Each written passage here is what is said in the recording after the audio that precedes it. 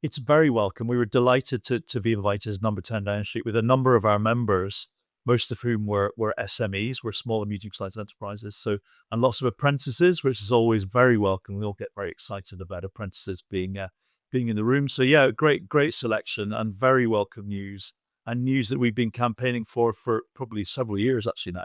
And it really is a tremendous opportunity to strengthen the industrial base in the country. And this is something that, even though the circumstances are slightly nerve-wracking, this again has to be very good news.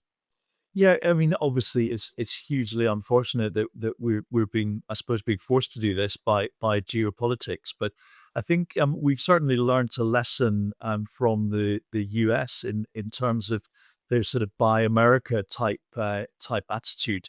And whilst we may not go quite as far as that, we certainly, our suggestion to the government, which is where this has come from, was around an organisation called the Office for Small Businesses in the Defense Department in the US.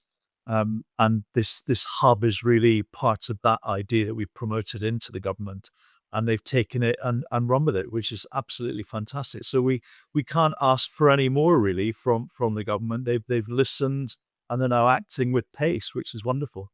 And what role will Make UK play in making certain this SME hub at the MOD actually does the job for UK SMEs?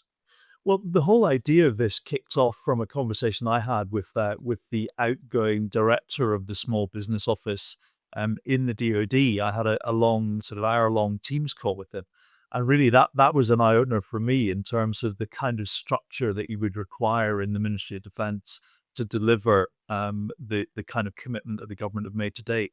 So I think we would very much like to work with the government on helping to design the hub, and indeed, whether that's called the hub or not, is probably another debatable point. But we'd certainly like to help to design it and work with the MOD on that and how best to reach industry.